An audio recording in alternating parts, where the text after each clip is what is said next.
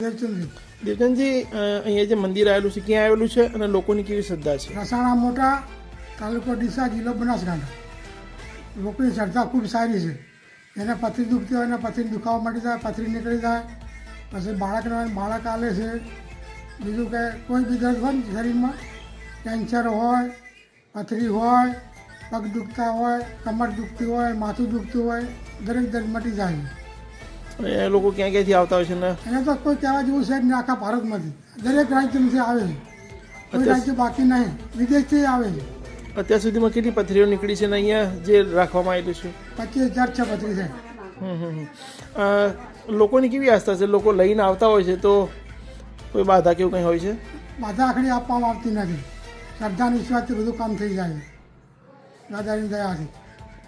અહીંયા શું કરવામાં આવે છે? તો કરવામાં કોઈ આવતું નથી. કોઈ આ બધી શ્રદ્ધા, કોઈ શિફા કરે, કોઈ સુગડી લાવે, કોઈ મીઠાઈ લાવે. બાધા આખડી મેં કોઈને આપતા નથી. શ્રદ્ધાથી બધું દુઃખ મટી જાય છે. શું કરવામાં આવે છે? હાથે દોરો એકલો બાંધવામાં આવે છે કે ખાલી દોરો જ બધવામાં આવે? દાદા અમને દોરો બંધાય છે. બીજું કોઈ કરવા કહેવામાં આવતું નથી, કોઈ લેવામાં આવતું નથી. શ્રદ્ધાથી દોરો બધીએ છે, લોકોનું કામ થઈ જાય છે દરેકનું.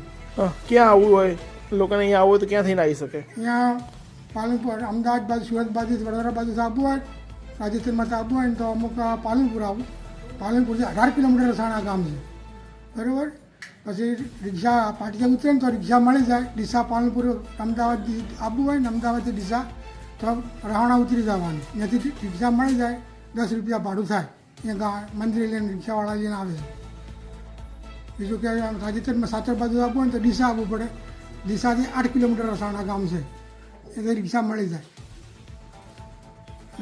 દાળ ભાત, કઢી ખીચડી, દર રવિવારે કઢી ખીચડી, દર અજવાળી પોચમ આવે ને શુદ્ધ પોચમ, દાળ ભાતને લાડુમાં ફ્રીમાં બધું જમવાનું. પછી રહેવાની વ્યવસ્થા છે, નાહવાની વ્યવસ્થા છે, ખાવાની વ્યવસ્થા છે. કોઈ પૈસો લેવામાં આવતો નહીં, બધું ફ્રીમાં.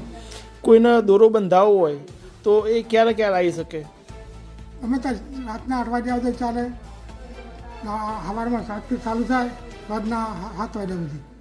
રાતનું કોઈ 10 વાગે આવી જાય તો દોરો બાંધવો પડે. કોઈને પથરી દુખતી હોય તો દોરો બાંધવો પડે. કોઈ લોકો 10 વાગે આવે તો